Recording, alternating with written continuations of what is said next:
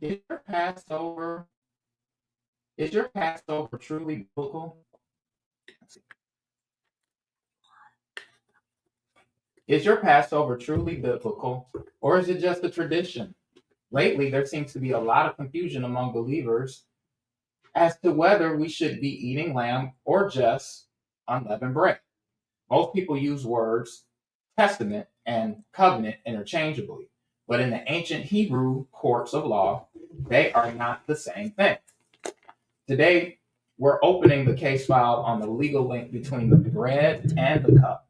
Using Strong's Concordance and the Ancient Hebrew Lexicon, we're going to prove that what happened at the Last Supper wasn't just the fulfillment of the covenant, it was also the ratification of the New Testament.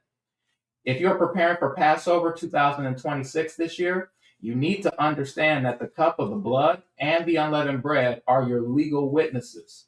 They are the solemn proof required before we can ever pass under the rod and have laws written on our hearts as promised in Jeremiah 31. We're going line upon line to distinguish the sacrifice from the Old Testament to the New Testament. So get your scriptures ready and let's look at the law. Let's look at the Torah.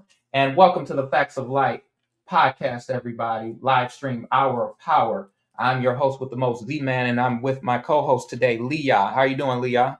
Great. Good. Shabbat shalom. Shabbat shalom. So Shabbat shalom to everybody out there. So we're going to just go ahead and get started now. We're going to start it off with some prayer and then we'll kick it off from there, okay? So, Aliyah, in the name of Yahusha, Thuda for this Shabbat, Thuda for this time, Thuda for this gathering. I ask that, Yah, that you would allow everybody listening and watching this video under the sound of my voice to be edified in this. Let it be where it's educational for them and also where it's enlightening to them, where they can have the wisdom to proceed on and to do the things that they need, that you're requiring for them to do, so that they can live and have life and that more abundantly in the name of Yahusha. Forgive us of our crimes. Forgive us of our transgressions, Yah. Please be with us. Please keep us. And we forgive those who have also transgressed against us. And continue to heal us in our minds and our bodies. And thank you, Yah, for the supplies, for the resources that you have given all of us to be able to make it in this life right now. In Yahusha's name. And like I said, and let today be glad, let it be fun, let it be joyful for everybody. And please guide my tongue and Leah's tongue as well in this situation, to be able to speak to everybody, to be able for everybody to learn and grow in Yahusha's name. This I pray. Amen. Amen. All right. So I got the first question. Should we eat lamb for Passover? Good question. What you think? Absolutely not. You don't think so? I used to think so. I used to think that. I thought it was okay to do that because lamb is one of the foods that is approved. You know, it's not a forbidden or unclean food or unclean animal. So by it being not unclean, I said, well, I guess it would be okay. But I remember at one point in time, I remember thinking, and I think I said that to you, Z-Man. Remember me saying, I don't think we're supposed to be eating the lamb because Yahusha was the sacrificial lamb. Yeah. So, yeah. But after reading and doing research, and anybody out there, if I told you it was okay to eat the lamb, my mistake. Yeah. Sorry about that. I mean, we're all learning right now. Our eyes are opening. So once I did the research on that and I dissected the scriptures, it says that we are not supposed to eat the lamb only on the Passover. Okay, I agree. We're not supposed. The scriptures. Yeah, I got the scriptures for you. We'll kick it up. Was it Leviticus? Leviticus started off Leviticus 23. So let's go there, everybody. Leviticus 23, and let's see.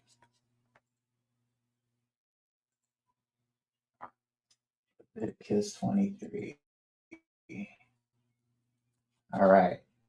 Everybody can see the screen. I got to share it. Let's see.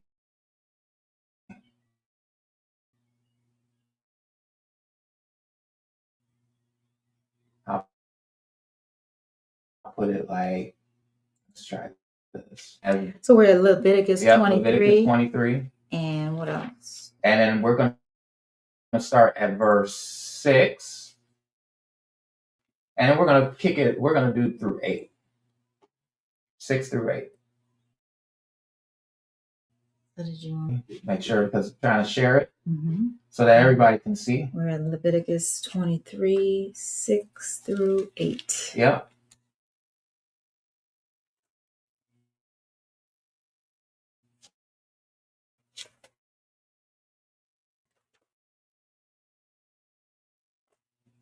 So Okay. what you got? So Leviticus 20 is the feast of unleavened bread unto you. Says ye must eat unleavened bread. Oh, real quick, let's start and just take it down. Let's start at verse 4. Okay. Verse 4. Yeah. It's 23, 4. Yeah. The feast of Yahuwah, or separated Yahuwah's Passover. Yes. And on the 15th day of the same month is the feast of unleavened bread unto Yahuwah. 7 days ye must eat unleavened bread. Yes. And the first day ye shall have an set apart or separated convocation. Ye shall do no servile work therein. Okay, verse 8. But ye shall offer an offering made by fire unto Yahuwah 7 days. And the 7th day is a set apart or separated convocation in. Okay, so now do you see in verse 8, everybody, if you look at verse 8, you'll see where it talks about an offering, where it's referring to offering of animal sacrifice, right? It's an offering of animal sacrifice, and that's something we don't do anymore being in the New Testament. And please keep that in mind, what testament means. That's a very, very important thing, because I'm going to show you guys, okay? Testament, just to break it down real quick, and I'll show you the definition, is related to the word covenant. Although it's used interchangeably throughout Scripture, it's important to know that the aspect of this term, when reading a certain context of Scripture, it's important. You got to know where, when you read covenant in certain Scriptures, you got to know what type of covenant is being made, what type of, you see what I'm saying? Because there's different covenants that were made. Like, it was a covenant made to Noah.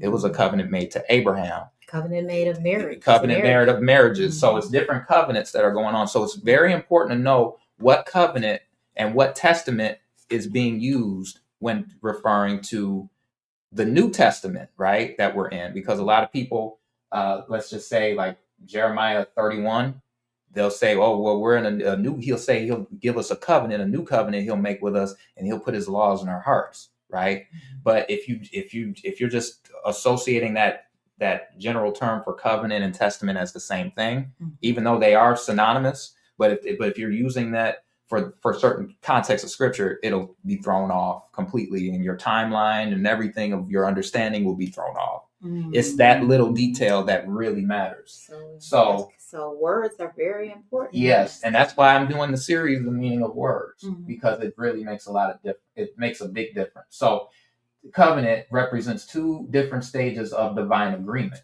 Okay, so you have a testament that has to deal with the sprinkling of blood, which is sacrificial or symbolic. It's a sacrificial and a symbolic act frequently used, the blood. So let's go to Exodus 24. Exodus 24. Mm-hmm. Let's see.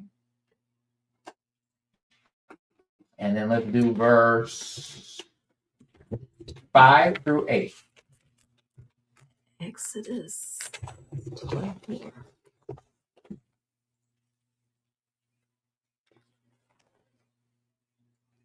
Okay. Okay, you see it? Exodus 24. Yep. Can you start at verse 5 and then kick it down to 8? And he sent young men of the children of Yasharel, which offered burnt offerings and sacrificed peace offerings of oxen unto Yahuwah. Mm-hmm.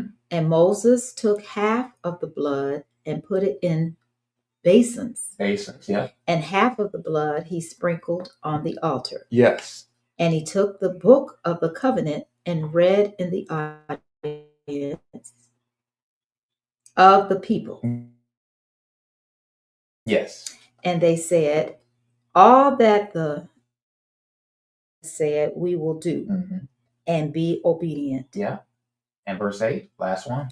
And Moses took the blood and sprinkled it on the people and said, behold, the blood of the covenant which Yahuwah hath made you concerning all these words. Now, that's very important, because you see he was confirming a covenant with the people by using an animal sacrifice of blood. Because remember in Hebrews, and I'm going to go there right now, Hebrews talks about how blood, when you make blood, a covenant is sealed, right? You're making a covenant through some sort of blood, some sort of death, right? It has to be made. And Hebrews confirms that. So let's go to Hebrews chapter 9, verse 13. And I'll read that one. Hebrews, let's see.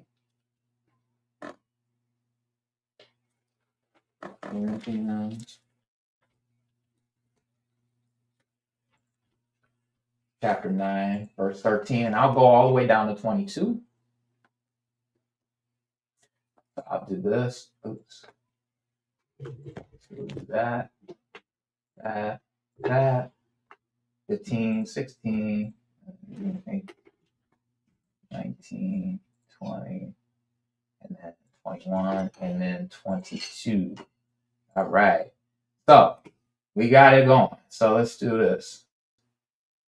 So it says in verse 13, it says, for if the blood of bulls and goats and the ashes of an heifer, sprinkling the unclean, sanctifieth to the purifying of the flesh, how much more shall the blood of Messiah, who through the internal root, the internal spirit, offered himself without spot, purge your conscience from dead works to serve the living Lord. And you see where how himself without spot or blemish. And if you read 1 Peter chapter 1, verse 19, it confirms that Yahusha is that spotless lamb. Okay? So your conscience from dead works to serve the living Alua. And for this cause, he is the mediator of the what? New Testament. Okay? He's the mediator of a New Testament. And you see here, when I click on that asterisk next to Testament, it says covenant. He's the mediator of the new covenant, that by means of death, for the redemption of the transgressions that were under the first testament or the first covenant, right? They which are called might receive the promise of eternal inheritance. And that first testament, that first covenant that was made, was when Moses got the blood of the bulls and the goats, and he started sprinkling it on everybody, on everything, on the book. So that was the symbol of the of the first testament, first one. But the New Testament, where it talks about here in Hebrews, is Yahusha. Okay, he's that sacrifice of the New Testament. And it says, they which are called might receive the promise of eternal inheritance. Verse 16 says, for where the testament is, there must also of necessity be the death of a testator. Do you see that? So it has to be a death of some sort of testator, some sort of something has to die. Okay. And it says, for a testament is of force after men are dead. Okay. Otherwise, it is of no strength at all while the testator liveth. Okay. So he had to die, and he did die. He confirmed that testament when he died. When he said it's finished, he died. He's that confirmation of the New Testament being established. So then it says here, whereupon neither the first testament was dedicated without blood. Okay. It's because it's referencing what we just read in Exodus.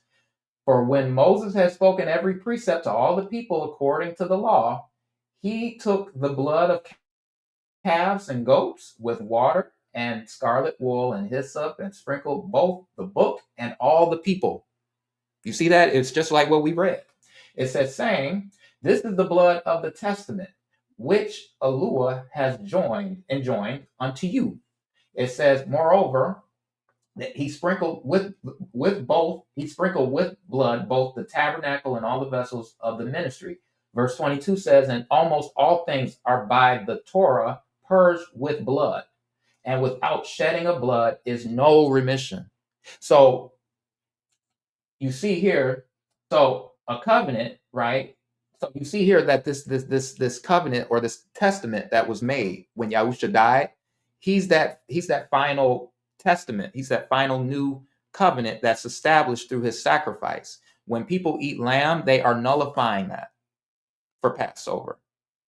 Because I'm gonna show you where in the New Testament, Yahusha and the disciples, they ate bread only. So let's go ahead. But first, let's figure out this word testament. Huh? And herbs. And herbs and bitter herbs. Yep. So let's figure out this word testament.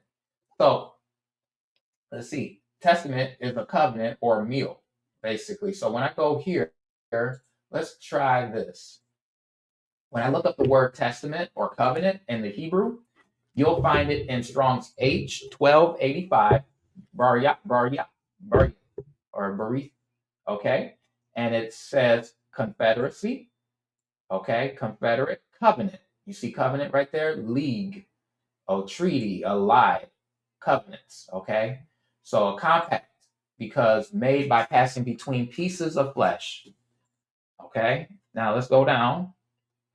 When I go down here past the Brown Drivers Briggs definition, and I go all the way to the topical lexicon, the nature and essence of covenant.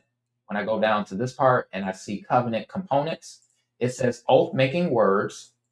The second definition says sacrificial or symbolic act, frequently blood. You see that? And you see where it says Exodus, where we read out of. It says a written record or book of the covenant.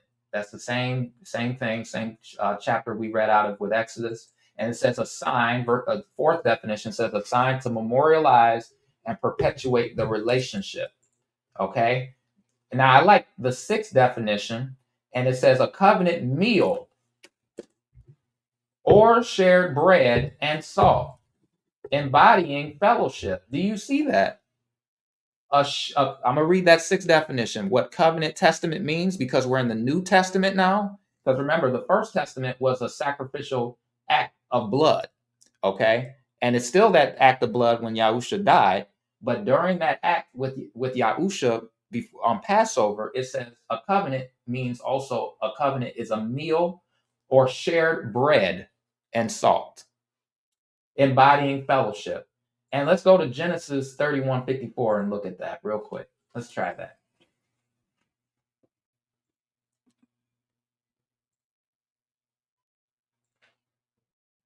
Okay. Genesis 31:54. So let's go there. Where's that? 35, 45, 54. So let's look at that. It said, "Then Jacob offered sacrifice upon the mount and called his brethren to eat bread." Okay. As a result, it says, "And they did eat bread and tarried all night in the mount." So you see sacrifice when you make a covenant and associated, right, with bread. All right. What do you think so far about this, Leo? What are you getting out of it so far? Yes, I'm learning a whole lot. Yeah.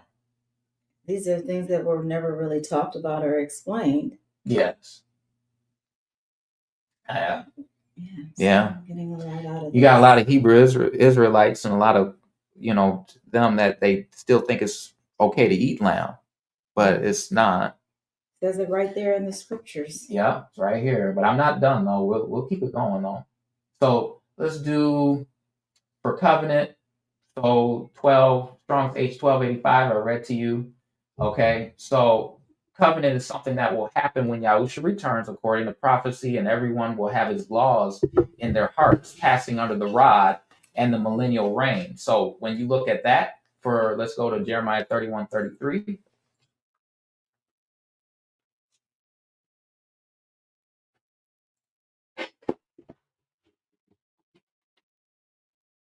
Go to Jeremiah 31:33.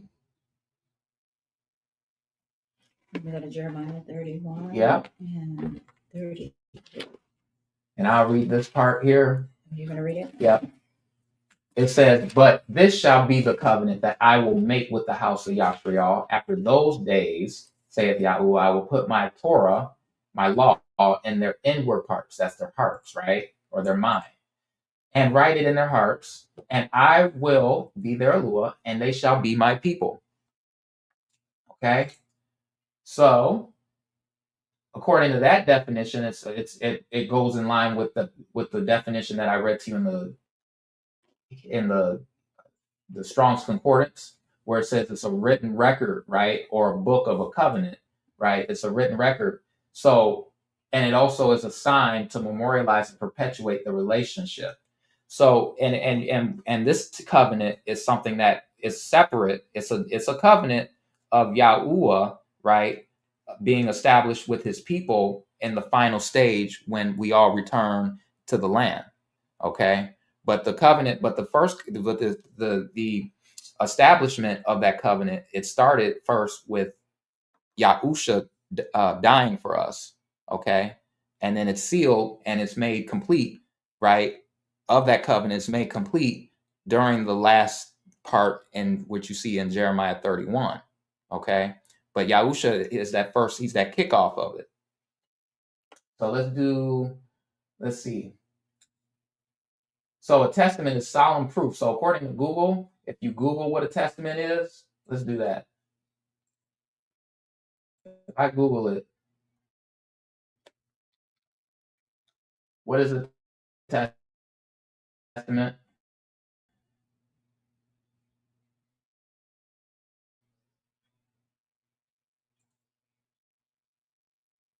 So if I Google what a testament is, it's going to say this. It's going to say solemn proof or evidence or witness to a fact or quality. And that's what it should say. So let's do that. Testament definition. And it says here. So when I do that, it says testament. It says a person's will, especially the part of relating to personal property, something that serves as a sign or evidence of a specified fact, event, or quality. Okay, so that's Google's definition of testament. But let's look at the Ancient Hebrew Lexicon definition. So if I were to go to page 1043, or if I were to go to page 74 and then number 1043 for the Ancient Hebrew Lexicon, this is what we'll get with testament and covenant.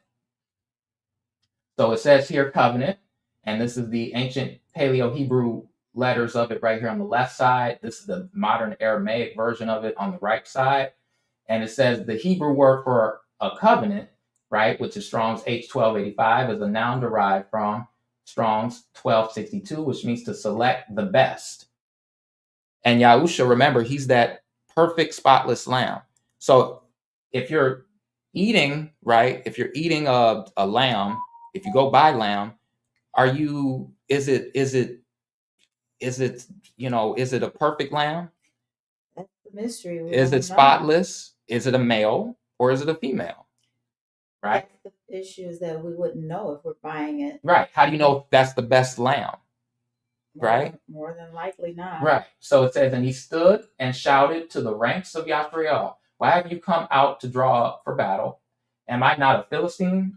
And are you not servants of Saul? Choose a man for yourself and let him come down to me." And that's in 1 Samuel 17, verse 8. So he says here in the ancient lexicon, it says in this passage, Hebrew is used for the choosing of the best man to fight. Okay, this word can also mean to eat, like I showed you in the Bible Hub. It means to eat in the sense of selecting, such as we see in the following verse. So 2 Samuel 13:6 says, so Amnon lay down and pretended to be ill. And when the king came to see him, Amnon said to the king, "Please let my sister Tamar come and make a couple of cakes in my sight, that I may eat from her hand." Okay? So it says the Hebrew language is rooted, the Hebrew language is a root-oriented language, meaning that every Hebrew word is derived from a root word, and that root word is the foundation to other Hebrew words. each word is derived from one root word. One root will be closely related in meaning to all the other words derived from the same root.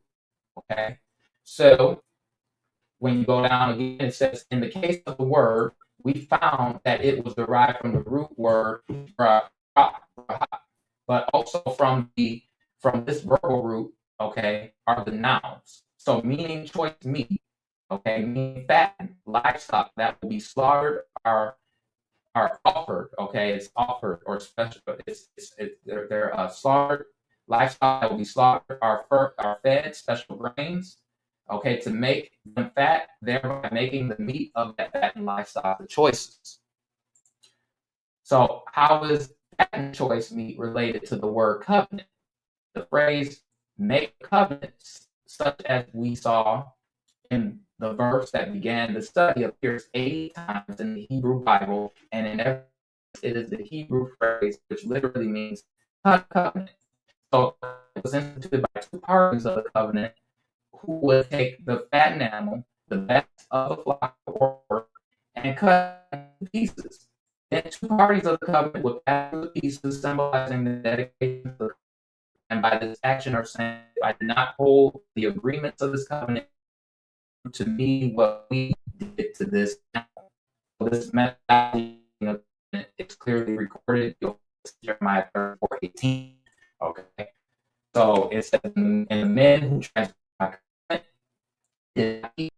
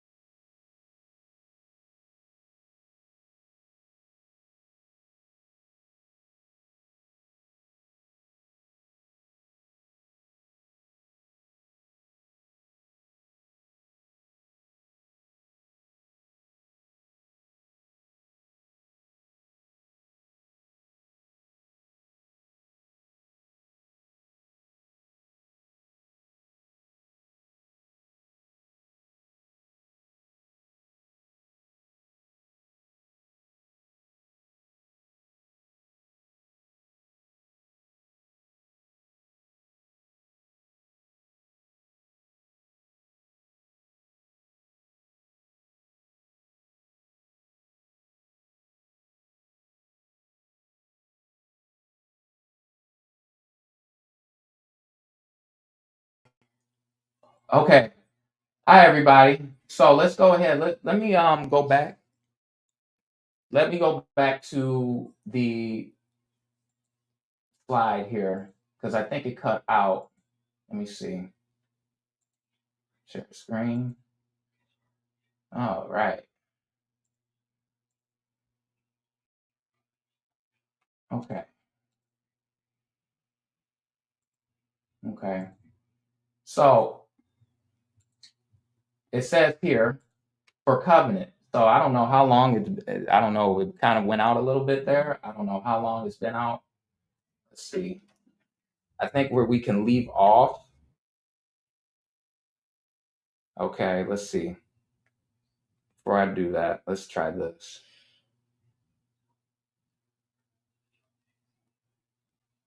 Well, hopefully it wasn't off long. We Right. don't know how long when it goes off like that. And that was nothing but the enemy. Whenever the truth is going forward, it's just really amazing how things seem to act up. Technology, something will act up. So we know exactly what this is, what this interference is. I think it went out because I did share this screen here. I think it did go out on this part when I was talking about covenant. It may have. So we just go ahead on and continue, and hopefully. Yeah, I would guess. I think we can. I don't know. Yeah, I'll just go ahead. I'll just do a quick, brief run up of everything I said, just real quick. But then basically a covenant is something that is made through eating, okay, and it's also made through cutting an animal in two, okay. That's basically what the definition, according to the Ancient Hebrew Lexicon of covenant, that is what it means. Covenant means to cut an animal in two, and then you go ahead, and then it's used for sacrificial offerings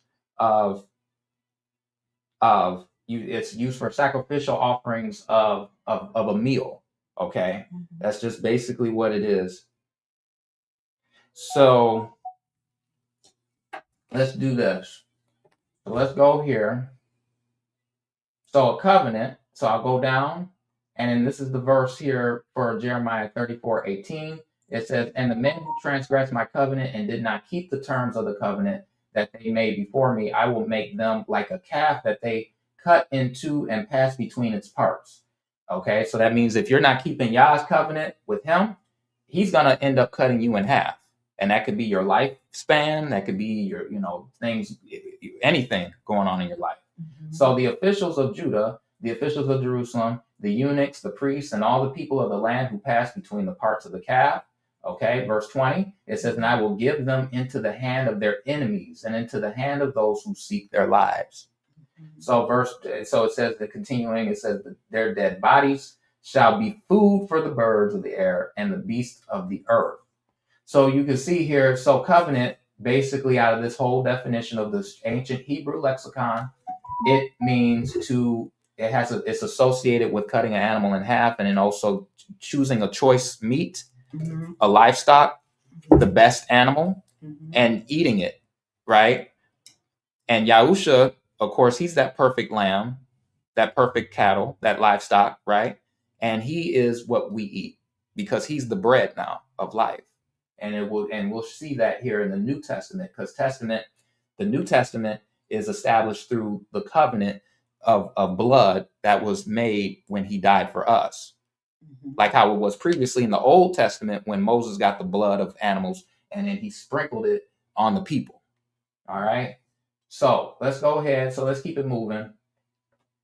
So in summary, the New Testament is the down payment, right? You can look at it like that. And the new covenant is the final possession, the heart change or kingdom. So the testament is the legal act of the mediator, Yahusha, shedding blood to cut the deal, providing the witness of proof. The covenant is the final result where the house of Yashriel is physically and spiritually transformed during the millennial reign. Essentially, it moves from seeing them as synonyms to seeing them as phase A, phase B, which is the kingdom of the same divine program. So this aligns through concept berith or both cutting, sacrifice, and meal fellowship. So let's go to Exodus 12, verse 16. Exodus 12, verse 16.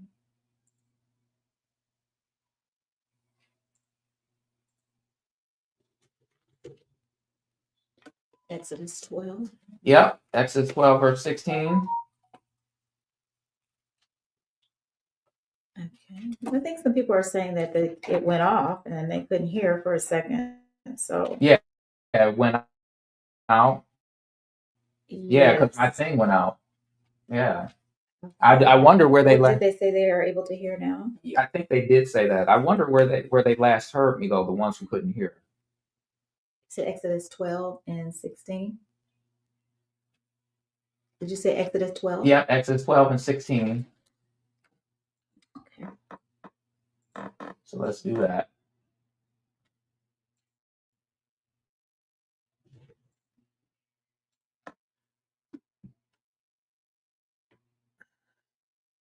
I can read it. And it says, "And in the first day there shall be a Kadash, holy convocation, and in the seventh day there shall be a holy convocation to you. No manner of work shall be done in them, save or except," right? "That which every man must eat, that only may be done of you." Okay? So you see here, this allows you to do work related to the feast in this verse. So any work outside of this is considered servile work. Okay? So just keep that in mind when we're doing the Passover and unleavened bread. Any work outside related to the feast, if you're not doing anything for the ministry of helping for the feast and helping to do the things for the Passover and unleavened bread time, then it will be considered servile work. Then at that point, you're working either for yourself or for somebody else, and you don't want that. So let's go up to verse 1 through 5, and it says here, Exodus 12, it says, and Yahuwah spake unto Moses and Aaron in the land of Egypt, saying, this month shall be unto you the beginning of months. It shall be the first month of the 10th day of this month. They shall take to them every man a lamb according to the house of their fathers, a lamb for a house. Okay? And if the household be too little for the lamb, let him and his neighbor next unto his house take it according to the number of the souls or the lives. Every man, according to his eating, shall make your count for the lamb. Okay? Verse 5 says, your lamb shall be without blemish, a male of the first year. Please see that again. It shall be without blemish, a male of the first year. You shall take it out from the sheep or from the goats. Okay, so verse 5, you see here, talks about a lamb without blemish. The question remains for those who choose to eat lamb on the Passover is, how old was the lamb when you bought it from the grocery store? How old was that lamb when you bought it from Walmart or wherever, Did the lamb have spots or blemishes? Was it a male or was it a female? Right? So, yes. So then we probably need to go back because someone needs clarification on the word that says not to eat the lamb on the Passover. So they're going to need a little clarification because it cut out. Out. So we'll go back and so I'll just go ahead and redo it again. Or you may want to go back. Yeah, I'll just go ahead and redo it again. So is that where they specifically left off, right? Yes, I'm going to look to see where the minutes are, where it stops, so I can tell everybody. Yeah. I'm going to see where the minutes are so that they'll know where to start back again. Okay. So let's go ahead. I'll go back then to, well, it's first of all, it starts with understanding where you can't eat lamb on Passover. The concept is basically understanding what the term testament means. What does covenant and testament mean? Because if you are saying that we can eat lamb, then you're nullifying the New Testament that we're in. Because that testament has to deal with the sacrifice of our Messiah, Yahusha, who died for us. Meanwhile, the Old Testament was sacrificing animals. Okay, so let's go back. Let's do this. We can go back to, I'll go back to I think the Bible Hub. That might be a good idea. Go back to that term. What does testament mean? So that word testament is related to the word covenant. And if you go here to Strong's, if you go to your Bible Hub online, or if you have a Strong's Hebrew Concordance, you'll find the word testament. You'll find the word testament here. You'll see it 1285, which is Berit, and it says covenant, treaty, or league. Okay. Now, when I scroll down, okay, you see the definitions. You'll see it all right here. It says the same thing: covenant, treaty, league. Okay, compact because made by passing between two pieces of flesh. You go down past the Brown Drivers Briggs. You go down, keep going all the way down. You can read these on your own time. It says alliance, same thing that we went over. But then if you go all the way down, you'll see it in the topical lexicon, okay, where it says covenant components. And the component of a covenant or component of the testament has to deal with covenant meal or shared bread, salt. Do you see that? Do you see that where it talks about shared bread and salt embodying fellowship? And the scripture for that is Genesis 31:54. So if I go to Genesis 31:54,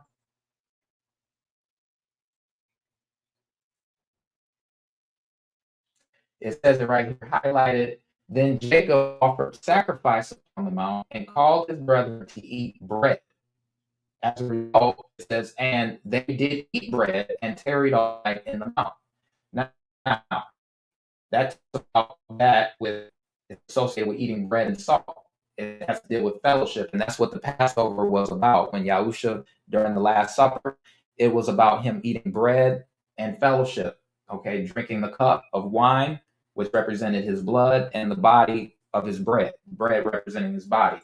Now let's go ahead and let's try another aspect of covenant, and it has to deal with sacrificial acts, okay, frequently of blood.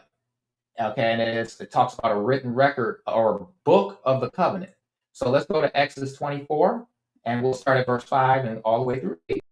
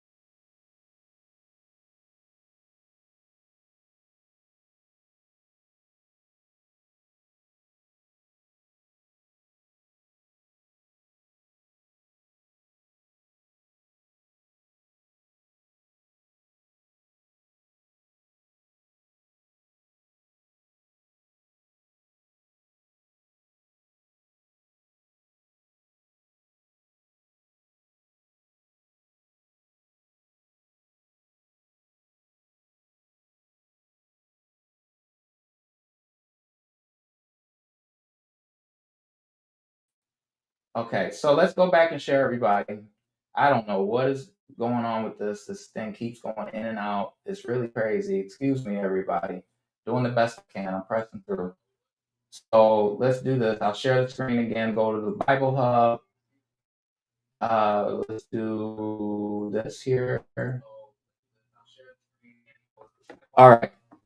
So everybody can see the screen. No, can see the screen. Yeah. All right. Yeah. So there you go. All right. So you can see the screen. I think everybody can. This is Bible Hub. I'm on Bible Hub. Just want to let everybody know.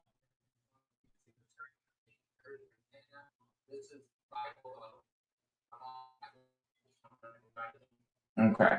So let's do this. I'll do this here. And then to keep from this happening, I'm going to just do this. Yeah, to keep the signal from going out, this is what we'll do.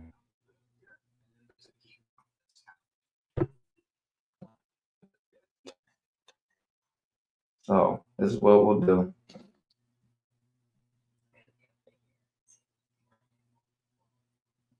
I'm going to do this. Now it should go out.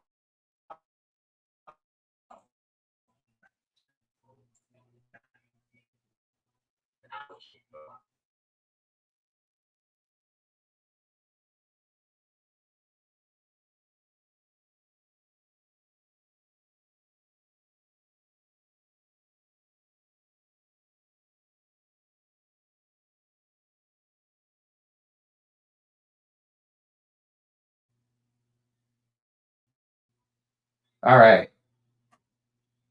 Yeah. So I'm back. Okay. So now we got Bible Hub, right? So this is on Bible Hub. So basically, the person wanted to know what the whole thing about not eating lamb, right, for Passover. It has to deal with you understanding the term covenant.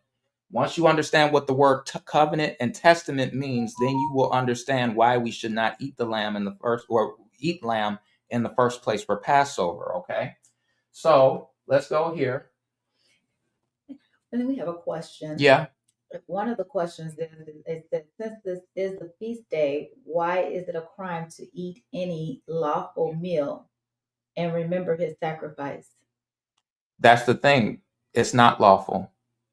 according to the New Testament, which we're under, that's why I'm going over this term, and that's why I really think it is the enemy having me go in and out so that you cannot understand that it's unlawful to eat the lamb because you're nullifying the sacrifice of the Messiah, who is the bread and the wine that you eat. That's what I said was the enemy that's called. It is. It is. That's why it's really frustrating. It's always some technical difficulty, I tell you, because it wants people to stay stuck. So here, let's do this. So I'll go back over it. Let's try to do this, okay? I'll go back over it. I'm going to get through this real quick in the beginning part that I did, and then we're going to get back down to where I left off, okay? Maybe a quick summary. Yeah, quick summary. So basically, when you read about like Leviticus chapter 23, verse 8, you'll see this. Yeah, they had another question. They want to know, is any other lawful meat? So is any other lawful meat, is it acceptable? Can they eat any other kind of meat? Well, listen to what I'm saying, though. Okay, so just listen. You want us to listen? Yeah, listen to what I'm saying. Lamb is lawful to eat on a regular basis, but specifically for Passover, it is unlawful because it is a requirement that you eat bread and wine. And I'm going to show you coming from the Old Testament into the New Testament. That's why if this internet would stop acting up on me, people would understand exactly what I'm trying to say. So hold on. So let me go back. I think I have to go back. I think it's time. I think I'm feeling that to go all the way back. Now maybe a brief. Maybe you can do it. Yeah, this is brief. No, I'm gonna do it brief. I'm not gonna rehash everything for the sake of time, but it's just I'm gonna just be quick to the point. So verse 8, you see here in Leviticus 23, verse 8, it says, "But ye shall offer an offering made by fire unto Yahuwah 7 days, and the seventh day is a holy convocation. You shall do no servile work therein." Now, please keep in mind that verse 8 has to deal with animal sacrifice. Okay, because the context, let's do this. In verse 8 of Leviticus 23, it says, "But you shall offer an offering made by fire unto Yahuwah 7 days, and in the seventh day is a holy convocation. You shall do no servile work therein." So as you can see here, with the servile work, you see in verse 4 and verse 5, verse 7 talks about having a holy convocation and doing no servile work. And verse 8 talks about the requirements of that, where you go ahead and then you make a fire of sacrifice. It's an animal sacrifice. So that's what you do. So let's go ahead and then let's do this. So let's understand the term covenant. So the term covenant, if you go to Strong's H 1285, because that's the discrepancy with people. They don't understand what covenant means. Because once you understand what covenant means, you're not going to want to eat lamb. Right. So 1285 1285 of the Strong's Concordance says covenant. It says treaty or a league, right? Confederacy, a league. Now we go down. It says a compact made by passing between pieces of flesh. Okay, that's very important to know that. Now you go ahead here, you go down some more in the Brown Drivers Briggs, and it talks about a covenant with a covenant sacrifice. It talks about sacrifice, covenant sacrifice. Now, when I get out of the Brown's Driver Briggs into the topical lexicon and going into the covenant components, you'll see the different aspects of what covenant and testament mean, because testament means covenant in Hebrew. So when you go ahead and see that, you'll see it. Number one is an oath-making words. Another aspect is sacrificial symbolic act, frequently of blood. Okay, and it is also a written record of book of the covenant. So let's go to Exodus 24. Okay, Exodus 24. And then let's start at verse, what is it, 5? And then I'll go all the way to 8. So Exodus 24. It says this. It says, "And he sent, this is Moses, sent young men of and sacrificed peace offerings of oxen, put it in basins and half of the blood and sprinkled on the altar. And he took the book of the covenant and read in the audience of the people. So as a result, it says, and they said, all that Yahuwah has said, we will do and be obedient.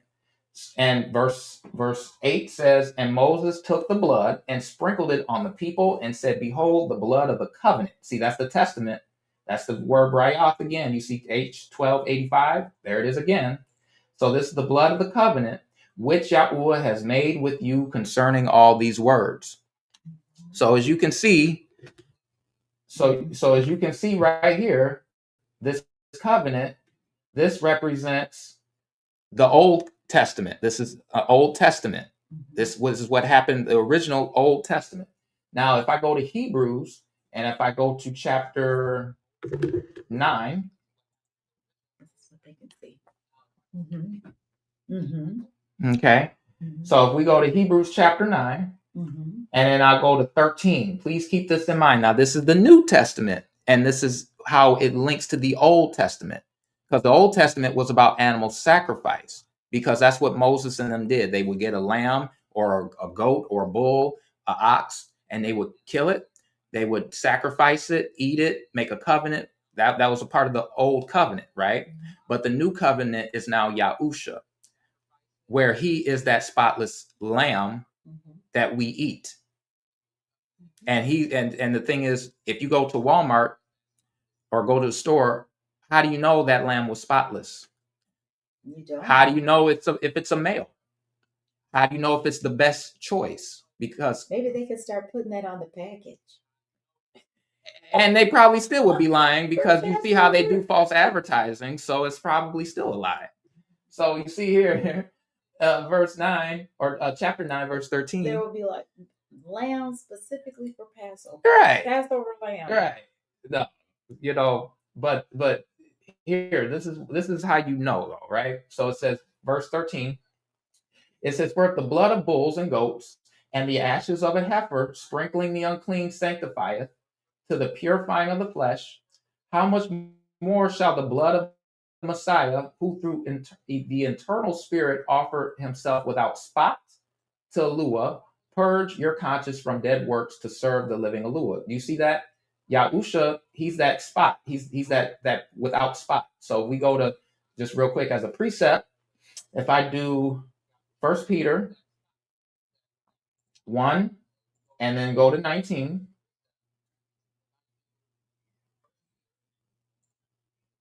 it says, but with the precious blood of Messiah, right? That's Yahusha, the Messiah, as of a lamb without blemish and without spot.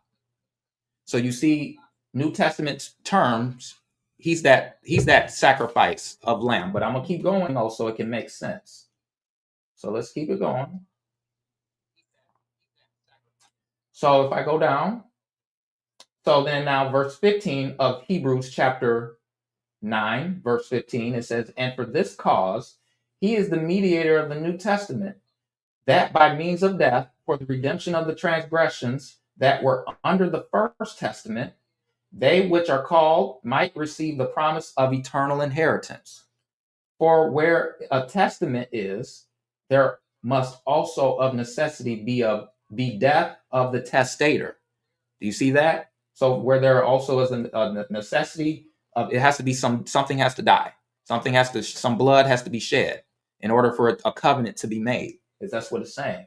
And verse 17, for a testament is of force after men are dead. Otherwise, it is of no strength at all while the testator liveth. Okay? And that's what happened. He died for us. Now, he did resurrect, come back. But initially, it had to be a death. So then now verse 18 says, whereupon neither the first testament was dedicated without blood. And that's referring to Moses, because you'll see it here in verse 19. It says, for when Moses had spoken every precept to all the people according to the Torah, he took the blood of calves and goats with water and scarlet wool and hyssop and sprinkled both the book and all the people. Isn't that what I just read to you in Exodus? Yeah. Right. So then now this is a precept. You see how it's connecting? Mm-hmm. It's telling you. So verse 20 says, saying, This is the blood of the testament which Elua has enjoined unto you. Now, verse 21 says, moreover, he sprinkled with blood both the tabernacle and all the vessels of the ministry. And 22 says, and almost all things are by the Torah purged with blood, and without shedding of blood is no remission. So, as you can see there, it talks about the sprinkling. This testament has to deal with the sprinkling of blood and a sacrifice or sacrificial symbol or act that has to deal with the blood. And that's what Yahusha did for us. He shed his blood, right? So now let's go ahead and figure out what a covenant. Let's get into that definition some more. I'll go back to the Bible Hub, okay, of the same definition of covenant, which is Brayah or Berith, which is 1285. Okay, and I go down. And then I see here, I'll read the sixth definition. It says a covenant, a meal, or shared bread and salt. Do you see that? So when you are establishing a covenant, it has to deal with eating bread and salt. And it says embodying fellowship. Okay, so we got Genesis 31:54. So that's what a covenant. So basically, a covenant includes eating bread. It's an aspect. Yep, the aspect definition of testament or covenant has to deal with not just killing a animal, but it also has to deal with bread too. And why that makes sense is because not only is Yahusha that spotless lamb, like I just read to you in 1 Peter, but then also too, he said he's the bread of life, and which is what I'm going to show you now in the Basora, the gospel. So if you partake of that bread with him, you are actually fulfilling the Old Testament and the New Testament terms. Does that make sense? So I'm going to show you so it can all make sense for those who don't know. So it says here, let's do, because I said bread, let's do Genesis 31:54.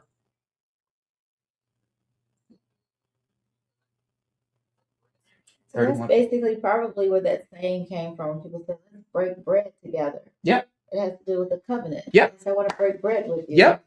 Yep. You want to establish a covenant with someone. Yep. When you're breaking bread, and you heard DMX say that in his rap, he said, break bread with the enemy. You breaking bread. And that's why he said we're not supposed to sit down and eat with people that are in sin. And he said people that are in fornication. Yeah. You're not supposed to sit down. Idolatry too. In idolatry, you're not supposed to sit down and eat with them because it's a covenant. It's a breaking of bread. Yeah. Oh, yeah. Yeah. So everything is put together. Now you see why people's life is a mess. Because they're breaking bread with the enemy. Right. So it says here, then Jacob offered sacrifice upon the mount. This is Genesis 31:54. It says, then Jacob offered sacrifice upon the mount and called his brethren to eat what? Bread. And they did eat bread and tarried all night in the mount. Now, let's go back to the other aspect definition. So we covered the first few definitions, which is symbolic act of blood and covenant. Okay, and it's also a sign to memorialize and perpetuate the relationship. Okay, and it also has to deal with a covenant meal or shared bread and salt. Okay, so now that you understand that, let's go to the original definition, the Paleo Hebrew definition of the word covenant. Because once you understand that, everything else will make sense. And then we'll just flow it with the scriptures and then we'll wrap it up. So then it says here, covenant. So a covenant, and according to the Strong's, not Strong's, but according to the Ancient Hebrew Lexicon, if you have the actual physical book, it should be on page, let's see. If you have the actual physical book, it should be on page 74, and the number is 1043. And according to this definition, a covenant is instituted through a sacrifice of a choice fatted animal that is cut into two halves. The people would then pass through those pieces. If anybody fails to meet the requirements of the covenant, then the other can do the same to them. Okay, so then let's go to that. Another question too. Okay, what's the question? Another question is, it says when the word speaks about honoring the Passover, Does it say eat bread and wine only? Yes. And I'm going to show it. That's why I'm going to show it. But I just need you to know the term definition of what covenant means so that it could all click. You're going to see it. All right. So let's do this. So covenant. So when you understand covenant, it says. One other question, last question. Okay. What kind of bread, unleavened only, or the cracker? You can, that's a good question too, because you have options. You can do the cracker of what is it called? The Manchewitz cracker, or you can go ahead and make sure. And I got the one. Yeah. You can show an example of the cracker they can eat. Yeah. We can all eat. Yeah. Matzah. It's called. Yep. It's called matzah bread. And when you eat matzah bread, this is what it looks like. First of all, this is matzah bread. Okay. Matzah bread. It looks like this. This is the one that I would prefer you get, but these are the different breads, you can get. You can buy it like that.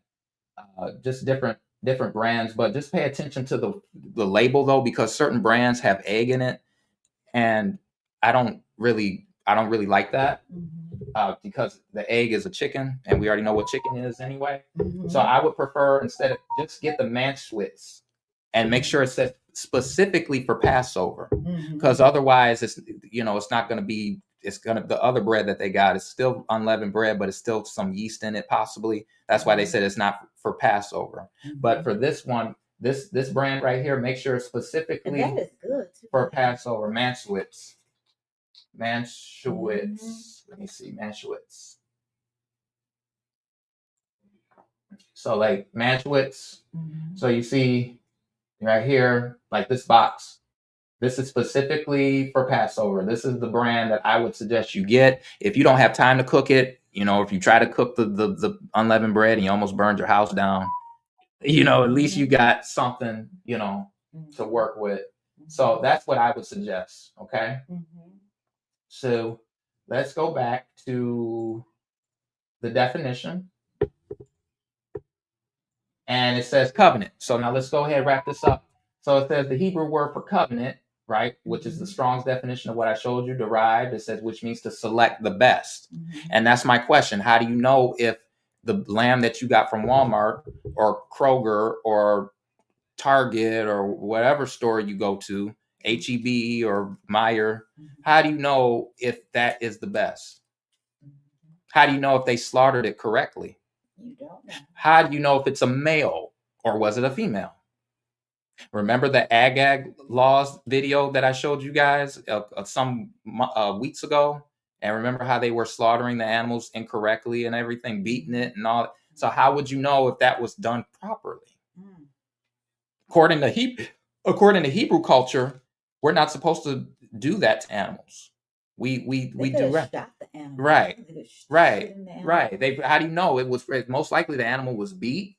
So how do you know? Or it could have already been dead. It got sick. Or got sick. Got sick and died. Right, because it was in an inhumane environment. That's horrible. Okay, that's why they do those Agag laws where that stuff can't be leaked out, but it is leaked out because you can't hide anything in the dark. Like Yahusha said, what's done in the dark will come to light. So how would you know that, right? You wouldn't know. But if you make your own bread anyway, you made it. It's got your funk on it, so you can do what you want. Okay. Hopefully my bread is not funky. Okay? Right?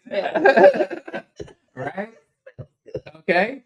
So, but that's what you see. It says to select the best. That's what you want. So if you get a lamb, you have to make sure it's that first male, all of that. And right now we're in the land of our captors. You ain't got time to be doing all that. You probably live in the city,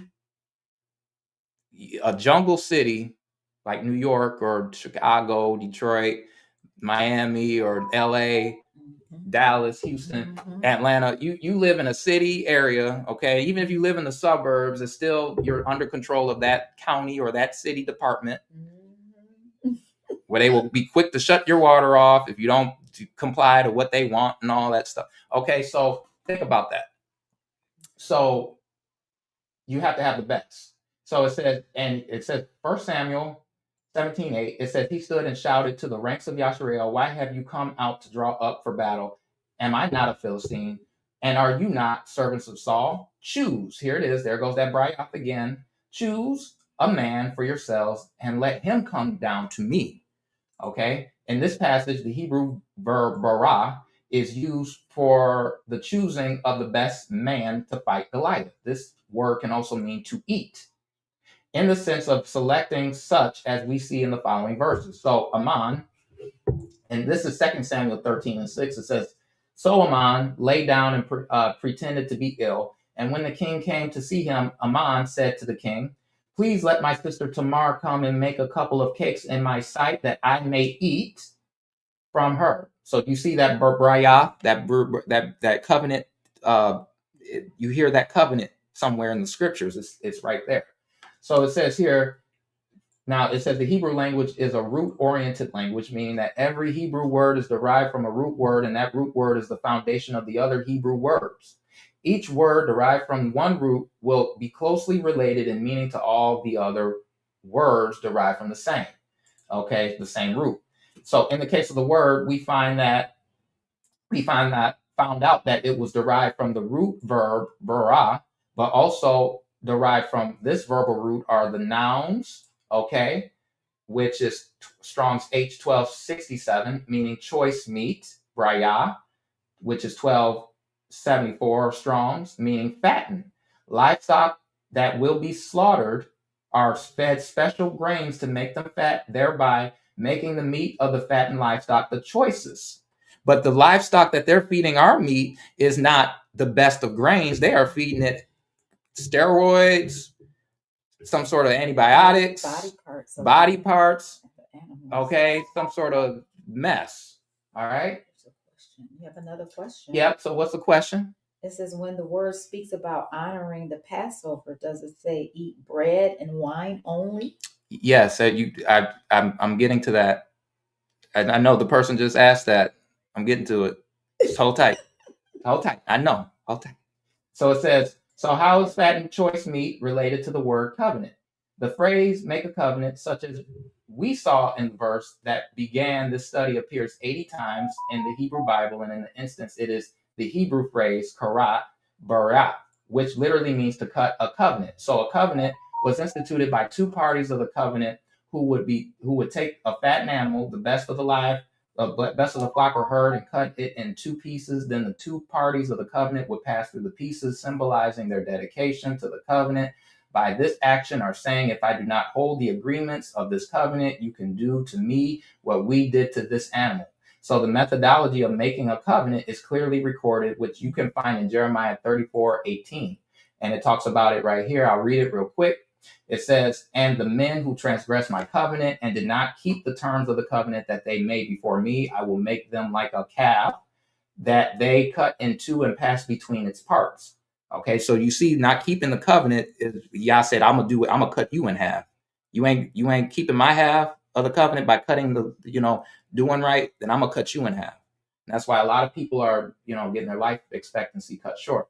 So the officials of Judah, the officials of Jerusalem, and the eunuchs, the priests, and all the people of the land who pass between the parts of the calf, and I will give them into the hand of their enemies and into the hand of those who seek their lives. Their dead bodies shall be food for the birds in the air and the beasts of the earth. All right, so now let's do this. So now that you know that, just bottom line up front is that the New Testament is the down payment of a blood witness, and the new covenant, is the final possession of the heart, right? Or the kingdom.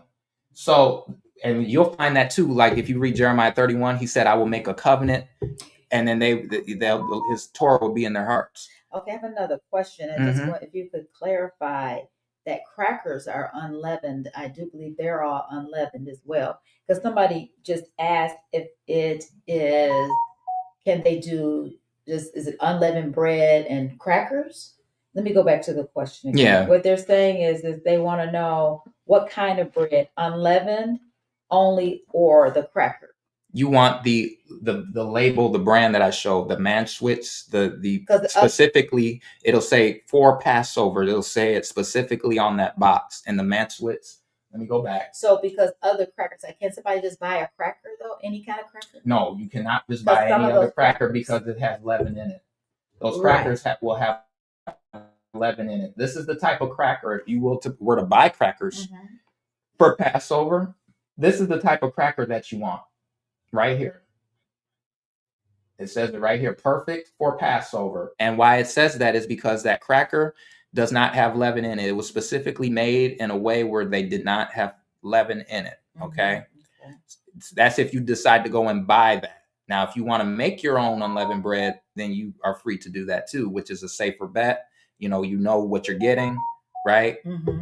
But for the matzah, which means unleavened in Hebrew, that's what you want. Matzah, matzos. Just that specific cracker. Okay. Not no other kind of cracker. No soup crackers, oyster crackers, or whatever. Or those other, or what do you call them? Ritz? Not Ritz, not no Cheez-Its. Or saltines. Okay. What about saltines? No, not even that, because those all have leaven. Okay. You want the matzah. Just only matzah. Matzah. So it's probably just safe to just stick with the matzah. Yes. Okay. That's exactly right. Okay. Either that or make your own. Or make your own. Because then you know what you're getting, and you can't be tricked or fooled or misread anything. Okay. So now let's go back to, let's do this. So now that you know, so basically you just need to understand that the covenant, right, is that was in Jeremiah 31. That's the final result where the house of Yashriel is physically and spiritually transformed during the millennial reign. So that Jeremiah 31:33, where he said, I will put my law in their hearts, I'll make a new covenant with them, or I'll make a covenant with them. That is talking about the physical, the house of Yashriel, okay, physically and spiritually being transformed during the millennial reign when they pass under that rod. That's part of that covenant. Okay, but then but essentially it moves from seeing them as synonyms, okay, where you see the covenant. So now we're back talking about the covenant. Yeah, so now we're talking back on the covenant part. Okay. So, where you see like where it talks about like it, like I said, where you see the word covenant and testament, they're even though they're similar in their definitions, okay, it's depending on the context of scripture. One is talking about the legal act of Yahusha shedding his blood to cut a deal, which is what I read to you in Hebrews, right? Chapter 9. And then you got the other one, which is Jeremiah 31, okay, where it talks about he makes a covenant with Israel and they'll have his law in their hearts. Okay, but that's at a later time when we go to the land and be with Yahusha for the millennial reign and stuff in the pass under the rod. So one is talking about being a mediator of a legal act of shedding blood and then providing the witness of proof. And the other one is the final result where Yashriel is physically and spiritually transformed during the millennial reign. So essentially it moves from seeing them as synonyms to seeing them as the sacrifice and the kingdom of the same divine program. So this will align perfectly now for the rest of what I got to say, and then we'll wrap it up. So the Hebrew concept of the word brayah, covenant, okay, requires both a cutting sacrifice and a meal for fellowship. So let's do Exodus 12, verse 1 through 5.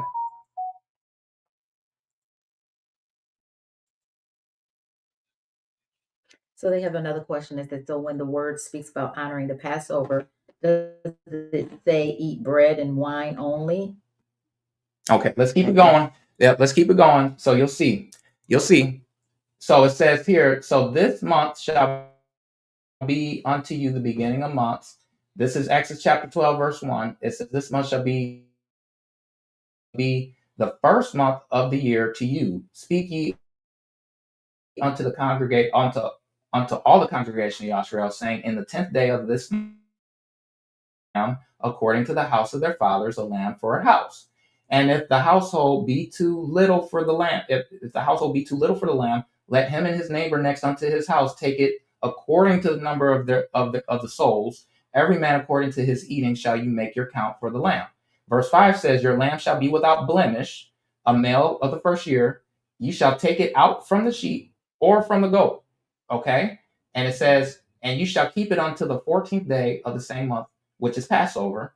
and the whole assembly of the congregation of Yashriel shall kill it in the evening. So, as you see here in verse 5, it talks about lamb without blemish. So now, just let me show you the proof. So let's go to 1 Corinthians 5:7. Let's do that. 1 Corinthians 5:7. Okay. Let's try 1 Corinthians 5:7.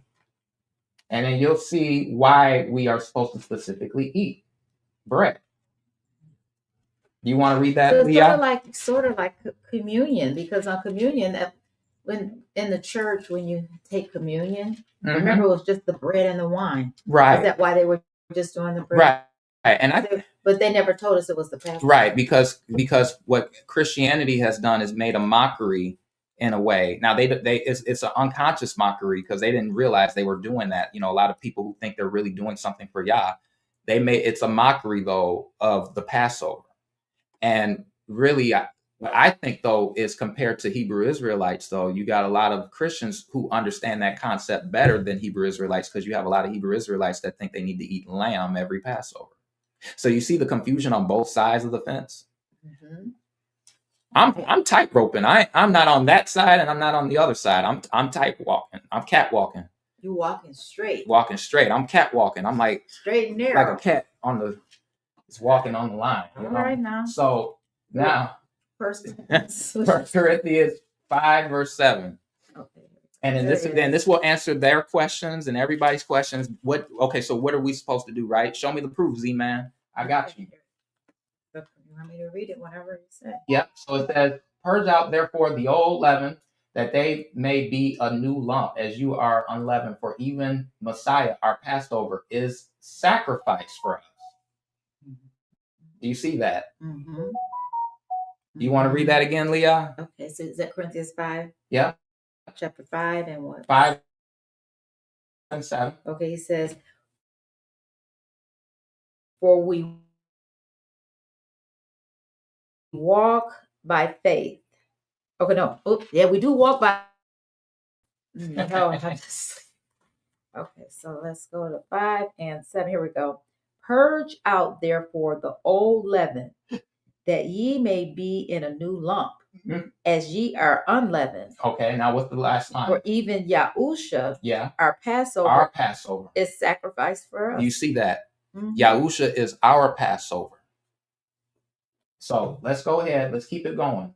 So this is proof that he is our Passover, and we celebrate that he died for us, which took place on the Passover. He is our bread. Okay, so let's go to 1 Corinthians 11:23. Yeah, well, someone else wants to know if we can eat any other kind of meat. Can you eat any other kind of meat? Like, say, for instance, you want fish for Passover? You can do fish. Okay. I mean, you can do it. Yeah. But specifically, though, it's when you're trying to dedicate it to Yah, it's specifically though that bread and that wine and the herbs and the bitter herbs. And I'm gonna show you why the bitter herbs matter, because so you got to add this if you want fish. Yeah, if you want some sides, those are like sides, like salad. Yeah, you can do that. But just remember, it's the bread and the wine that you need to have. That is the main menu. So the main thing people need to have is that bread and wine, and the herbs and the bitter herbs. So whatever else you have on the side is okay. That's okay. Besides the lamb. Yes. Don't eat the lamb. Right. Okay. I get it. Exactly. Okay. Mm-hmm. So now let's do this. So that was the confusion from last week, I believe, but I'm trying to clear it up. So let's do this. So let's do 1 Corinthians 11:23. You want to read it, Leah? So what are we reading now? 1 Corinthians 11:23. Yep. 1 Corinthians 11:23. Let's see. 11. Okay, I am now there. Okay, you want to read it out? And it says, for I have received of Yahuwah, of Yahusha. Or yes, Adonai. You can say Adonai. Adonai. Yeah. I have received of Yahusha that which also I delivered unto you, that Yahusha, the same night in which he was betrayed, took bread. Yes. You see, now this is Yahusha. Paul is going over what happened during the Passover. Okay. Mm-hmm. Now, verse 24 says, and when he had given thanks, what did he do? He break it It's not like now when he break it, you can look at it like a cracker, like we were talking about, like how, because unleavened bread, it's not like regular bread without yeast. Bread is like a cracker. It's like it breaks in half. So it says, and said, take, eat. And he said, and he gets descriptive when he said, take the bread and eat. He said, this is my body, which is broken for you. See that's the covenant, because when you break it, you break the unleavened bread in half. That's like the covenant being made, where you break the two halves of the animal, and then you eat it. It's a consumption. So you take it, you broke him in half, just like a covenant being made, and you eat the bread, which is symbolic of the Messiah. So you see here, he said, and when he had given thanks, he brake it and said, take, eat. This is my body, which is broken for you. This do in remembrance of me. He said, this is what you do. This is what Yahushua said. You do this. You get the bread and you break it and you eat it. This is what you do in remembrance of me. And he did this on the Passover. Okay, so it says now it says, after the same manner also he took the cup when he had supped, saying, this cup is the new covenant testament in my what? Blood. You see how blood, covenant, it's all related. That's why I went over the definition. That's why you don't eat the blood. That's why you don't eat the blood of an animal. Exactly. Or anybody. Sense. Yeah. It's making sense. Yeah. So you see, New Testament, in my blood. This do ye as oft as you drink it. So do it as often as you drink it. You go ahead and you do this. You break the bread. You drink the cup. Okay, you do this often in remembrance of me. Often meaning every time you do this, every Passover, do this. But not every first Sunday. Not every first Sunday, because you gotta wear white. See, that's how you know Christians made it a religion. Christians have turned made it a religion. Christians have turned the Bible into this extrinsic religiosity. That's a big word, isn't it? What is extrinsic religiosity? What did you say? Extrinsic religiosity. Extrinsic. Extrinsic. Extrinsic. Religiosity. Religiosity. That's what Christianity has. Yes, it is. That's what Christianity has become. You can Google it. Well, I know there is religious practices and traditions of men. Yeah. Yeah. It's crazy. Because I always thought that first Sunday was you had to be in white and you had to wear, your white and you get the cracker and the wine every first Sunday. But it's only on the Passover, because that was the Passover. Passover, exactly. Yeah. Not every first Sunday, come on. Come on. We did that. But they're going to do that for Easter, though, because Easter's on the Easter's on first Sunday of this month. Right. April. Oh, they're going to be sharp. They're going to be sugar sharp. You touch them, you might bleed. Okay, that's how bad. Or get cut. Right. You know what I'm saying? So sharp. Right? Like some pair of scissors, right? Yeah, but they just, it's really unfortunate. Because this has been going on so long. Yes, the deception. And it's going to be hard for people to let that go. It is. So it says, for as often as you eat this bread and drink this cup, ye do show Adonai's death till he come. Do you see that? He says, often as you eat this bread and drink this cup. Doesn't say anything about lamb in this category. He said bread and cup. You do show, okay, or you proclaim Adonai's death till he comes. The wine and stuff like that. You are not proclaiming the death of Adonai, of Yahusha, who died for you and made that established new covenant. You're nullifying that. So it says here, wherefore whosoever shall eat this bread and drink this cup of Adonai unworthily shall be guilty of the body and the blood of Adonai. See, you drink it unworthily, meaning you got some secret unforgiveness in your heart, secret sin. Right. Someone just said they thought that it was anytime you eat bread and drink wine that you're doing that in remembrance of him. That's what it sounds like they're saying, that anytime you eat bread and drink wine, you're doing that in remembrance of him. But why? But we only do it on Passover, right? Because we remember. Right, because why would that be if that was the case? Then why would Yah say in Exodus 12, if you read back at that, where he said, this Passover is a memorial to all your generations forever. Yeah. Okay. Often. Yeah. So that's the question I have for that individual.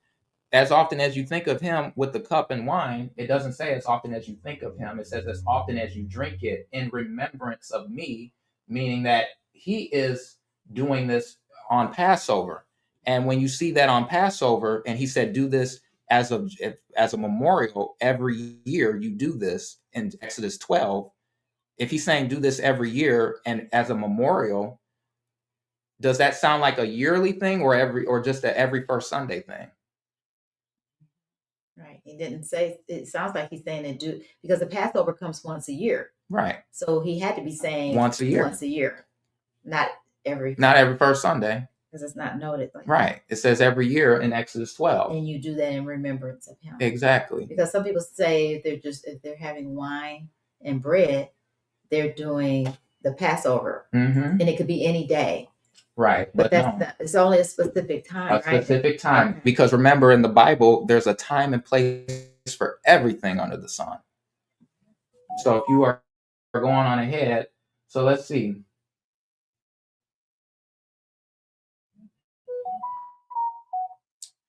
So let's try this. 7 days, draw out, you shall take a hyssop. This 12:24 says, you shall observe this thing for an ordinance to thee and to thy sons forever. So this is something you do forever. And then it talks about every year. Let's try this. Let me do the.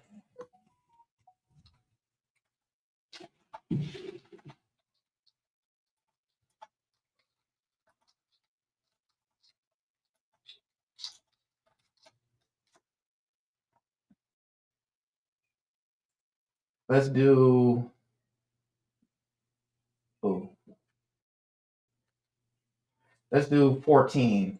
Let's go up to 14. Exodus. Yeah, 12 and 14. Exodus 12 and 14. Yeah. And this day shall be unto you for a memorial. See that? Remembrance. Memorial means to remember. It means to see that? Remembrance for Strong's H2146. Just like Yahusha said, do this in remembrance of me. He said this is a memorial of remembrance. And he's talking about the Passover in this chapter. He said, you shall keep it a feast. Now, a feast, if I do the Strongs for that. To Yahuwah throughout your generations. So we're supposed to keep doing Yep. This. And the feast is a sacrifice. Mm-hmm. Okay, a festival sacrifice. Okay.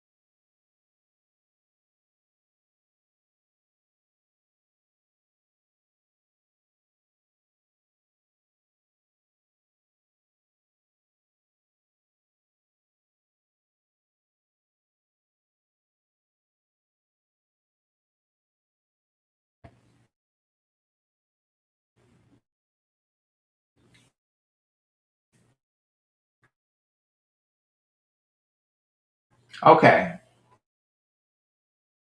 Is it bad? Let's see. Can everybody hear me? No, because it's not playing on here, so I would be able to hear it. You can't hear it? I have it turned up.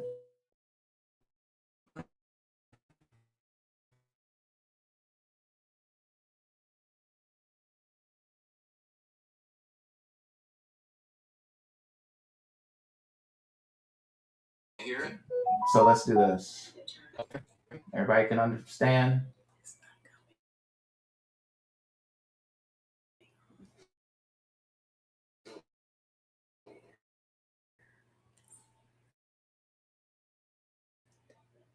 Everybody can understand. So that's how you know. So first of all, for Exodus chapter 12, verse uh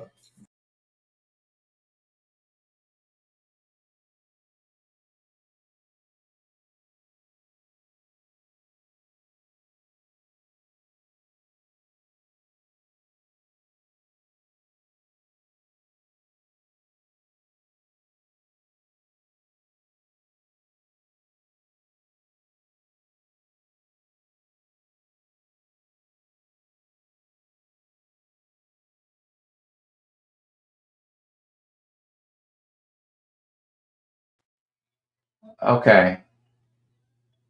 All right. So everybody can hear me again. Now let's go back. Let's go back here and I'll just do this. So here, turn that down. So then I'll go ahead and let's go back to the scriptures. Okay. All right. So you guys can hear me. Everybody can see me. I think clearly. All right. Everybody can see it? Okay. All right. So now that's how you know. Just for this 12, this is basically, like I said, this is how you know, because he said time. It's you. And then verse 6 talks about the 14th day of that first month, which is Passover. So that's how you know that is something we keep every year. Okay. Not just once every first Sunday. That is something we keep every year. Okay. Not just once every Sunday. Let's see. Let's go back to 1 Corinthians 11:23.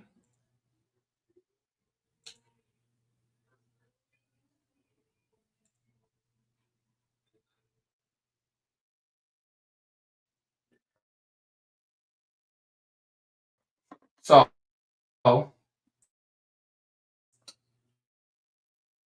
and then now, like I said, and that's why he said, do this in remembrance. Whosoever shall eat this bread and drink the cup of Adonai unworthily, meaning if you got secret sin going on, if you have unforgiveness going on in your heart, you shall be guilty of the body and blood of Adonai. But let a man examine himself, so let him eat of that bread and drink of that cup. So everybody who eats and drinks and participates in this fellowship, you got to make sure you're pure. You got to make sure your heart is right. You got to make sure you're forgiving others, and that you're asking for forgiveness in the process. All right. So let's do this. So let's try John 6, and this will seal the deal for everybody. John 6.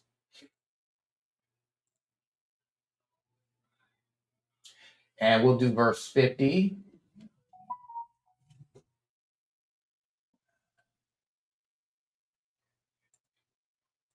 Let's do this. Verse 50, 51. And then let's do 53. And then I think that's good. So let's do that. So 53.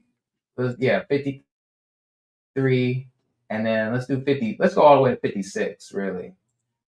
Let's do that. Go all the way to 56. And you'll see. Okay.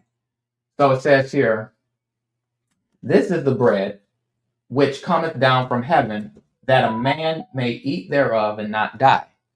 It says, I am the living bread which came down from heaven. If any man eat of this bread, he shall live forever. And the bread that I will give is my flesh. You see that? You see what Yahusha said? The bread I will give is my flesh, which I will give for the life of the world. It says, the Jews, right, therefore strove amongst themselves, saying, how can this man give us his flesh to eat? You see that? Just like people, how they ask him, what do you mean we can't eat lamb for Passover? It's like the same thing. What do you mean you're going to give us bread to eat? Okay, they didn't have that revelation yet. So it says, then Yahusha said unto them, surely, or verily, verily, I say unto you, except you eat the flesh of the Son of Man and drink his blood, you have no life in you. So that's why it's imperative that you eat the bread of unleavened and that you drink the grape juice or the wine, because it's symbolic of his body that you're partaking of and his blood. You're establishing that new covenant. So it says, whoso eats my flesh and drinks my blood has eternal life, and I will raise him up at the last day. See, you got life in you when you do this. It says, verse 55 and 56 says, for my flesh is meat, meaning it's food. His flesh is food indeed, and my blood is drink indeed. So it says, he that eats my flesh and drinks my blood dwells in me, and I in him. Hallelujah. So that's how you know, right? So 1 Corinthians 11:25, let's do that. All right. 1 Corinthians 11:25. What is going on? So 1 Corinthians 11:25 says this. It says, after the same manner, he took the cup, okay, when he supped, saying, this is the cup of the New Testament. See that new covenant in my blood. Okay. Mm-hmm. So do this in remembrance. Okay. And this do ye as often as you drink it in remembrance of me. So that's how you know. That's how you know. Like I said, that's how you know that that's what he wants. He wants you to partake of his body, which is the bread. He's the bread. He's the bread. He's the unleavened bread. He's the unleavened bread. So now, because he's without spot or blemish. Right. Exactly. So now, leavened bread, leaven is unspotted. It's not no sin in it. Right. It's no yeast, bacteria. Yeast is bacteria. And that is also like what remember that guy Dr. Yaki, where he was talking about like parasites. You know, people who eat sugar a lot. That's like a bacteria, like yeast, like leaven. It's a bacteria that grows in your body and it creates parasites, and that's why people come down with cancers and sicknesses and diabetes and all this stuff, because it's a parasitic infection. So now let's do this. Let's do Luke. That's what yeast is. Yeah, fungus. Like it's a fungus. Let's do Luke 22 and 20. Fungus is a fungus. Right. Luke 22 and 20. And I just want to get these scriptures out the way because this internet is trying to give me the flux right now. 22 and 20. Well, let's do 22 and let's do 22 verse 17. Let's start at 17 first. So where you at? 22 and 17 of Luke. Luke chapter 22, verse 17. And then we'll go all the way to. All right, I got it. We'll go all the way to 20. And it says here, you want to read it, Leah, or you want to? All right, what you got? 22 and 17. Yeah. And let's see, 21 and 22 and 17 says, and he took the cup and gave thanks and said, for I say unto you, I will not drink of the fruit of the vine, of the vine, until the kingdom of Yahuwah shall come. And he took bread and gave thanks and brake it and gave unto them, saying, this is my body, which is given for you. Do in remembrance of me. Yes. Likewise, also the cup after supper, saying, this cup is the New Testament in my blood. which is shed for you. You see it? Do you all see it? You see that?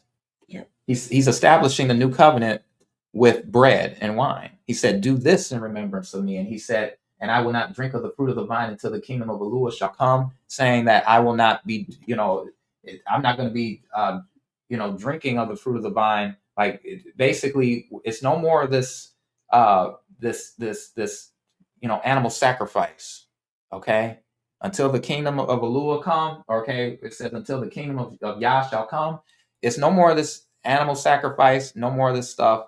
We're doing bread now, and we do this in remembrance of him, and until his coming. That's where people get confused when they said about the law, that we are no longer under the law. Yes. We're no longer under the animal sacrifice. Animal sacrifice. Right.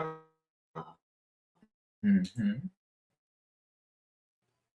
Yeah. And that's where so many, the Christian laws anymore. Yeah. Because it's been done away with. Yeah. The only one that was done away with was the law. Yeah. Of sin and death. Yeah. So bottom line up front, if you believe in the Messiah's death, you ain't gonna eat no lamb. Right.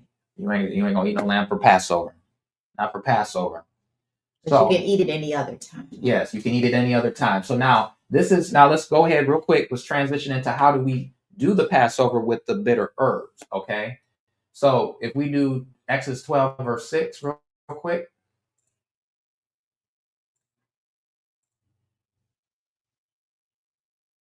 It says, "And ye shall keep it unto the 14th day of the same month, and the whole assembly of the congregation of Yashrael shall kill it in the evening, and they shall take of the blood and strike it on the two sides." And then verse 8 says, "And they shall eat the flesh in the night, in that night roast with fire, and unleavened bread," okay, "and with bitter herbs." Now pay attention to this last line. Bitter herbs, they shall eat it. Now, the bitter herbs represent the word. And I'll show you in a few verses, few scriptures, and then I think that'll seal the deal. So bitter herbs, Ezekiel 2 verse 8. Ezekiel 2 verse 8.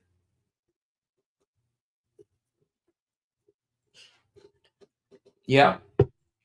This is it after this. So it says, "But thou, son of man, hear what I say unto thee. Be thou not rebellious like that rebellious house. Open thy mouth and eat that I give thee." And it says, "And I looked, behold, a hand was sent unto me, and behold, a roll," okay, a book was therein. And it says, "And he spread it before me, and it was written within and without, and there was written therein lamentations and mourning and woe." So you see, when he ate the book, when he had that book, right, and he spread it out, it was written before him.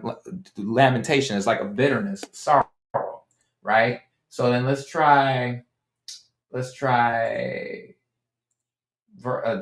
3 verse 1. Let's do that. Ezekiel 3 verse 1.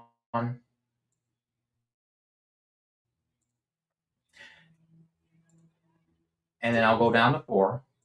1, 2, 3, and then 4. And it says, "Moreover, he said unto me, Son of man, eat that thou findest, eat this roll," or this book, "and go speak unto the house of Yashrael." So I opened my mouth, and he caused me to eat that roll.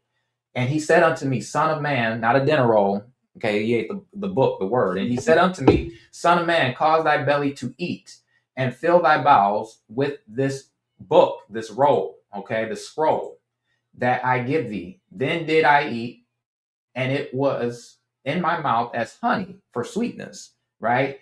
This is the final result after he ate it, though. "And he said unto me, Son of man, go, get thee unto thy house of Yashrael, and speak with my words unto them." Okay, so it filled his bowels. Okay, so he ate it, and then let's try last one. This is the final result of what happens, though, is Revelation 10:9. And you'll see a connection with these scriptures, right? Revelation 10 and then 9. And it says here, why is it clicking every word? Give me that. And it says, "And I went unto the messenger and said unto him, Give me the little book, and he said unto me, take it and eat it up, and it shall make thy belly bitter, but it shall be in thy mouth sweet as honey. You see that connection from Ezekiel? So basically, that's Ezekiel talking to John here in Revelation. He just broke time and space, talking to John in the future by saying, eat this book. That's a revelation right there. Sure is. He broke time and space saying, eat this book. It's bitter to you. It's going to be sweet when you taste it, but it's bitter. That bitterness means keeping the commandments, because you can't go out on a nice Saturday like today and go out and shop and hang out and spend your money. That's bitter. Can't hang out with friends like you used to. That's bitter. That's the bitter. But the sweet is when it, it hits you for the first time. You see this word like I just showed you about how Yah just broke time and space with these scriptures. That's sweet. But then it's bitter because, I got to keep this commandments. That could be the bitter, because you're going through but it's sweet. It's like a Sour Patch Kid. First is sour. Well, first is sour, then it's sweet for a Sour Patch. But it's sweet when you eat it, but then it's bitter because you realize you got to break away from this world. You can't really have all the things that you wanted. And then you're going to be by yourself. And you might be lonely. It's lonely. Yeah. It is. Because friends are not going to understand you anymore. Family's not going to understand you. They're going to say you're radical or fanatic. Yeah. Not making sense. Yeah. Yeah. So that's it right there. That's how you see that angel in Revelation 10. That's Ezekiel talking to John. So, yeah. So, I guess that's about it, though. Yeah.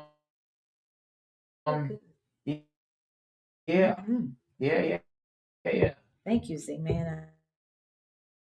I appreciate that. I guess so. Yeah. So that's how you keep the Passover, everybody. Just know bread and your wine. Everybody, let's go ahead and pray out, and we'll go from there. So, make sure you do that. Yep. So let's pray first before we sign out with that. So, Abba Yah, in the name of Yahusha, technical delay.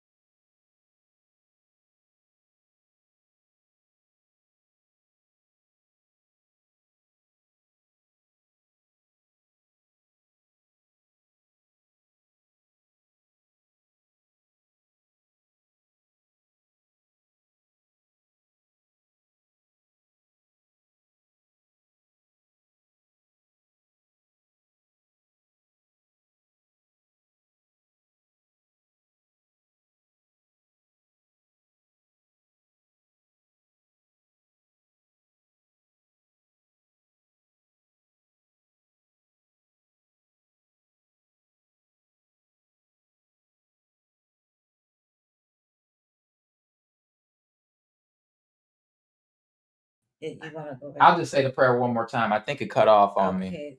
Yeah. So let's see. Yeah, that's fine. But Abba Yah, in the name of Yahusha, It's coming back.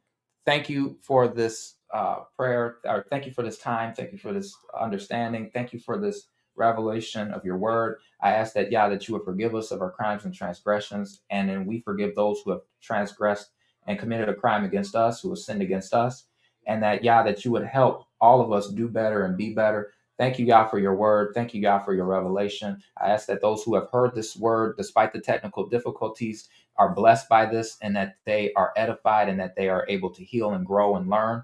Please, Yah, continue to deliver us into the places that you want us to go, with the right people at the right place at the right time, in Yahusha's name. And thank you in Yahusha's name. And let this Passover coming up be blessed, be edifying, and be fun for all. In Yahusha's name. Amen. All right. So everybody, thank you for listening in to the Facts of Light. I'm your host with the most, Z-Man. Please don't forget to like, comment, and subscribe. Okay. If it's any other questions that you have, please feel free to leave it in the comment section below. And yeah, that's about it. And if you ain't got it by now, then I guess you just ain't gonna get it until somebody else probably comes along to help you get it, right? So, but other than that, thank you. Love you all. Stay lit and continue to be that light, or excuse me, stay lit and continue to be that salt that melts the heart of ice cold people. All right? Stay blessed. Leah and Z-Man out.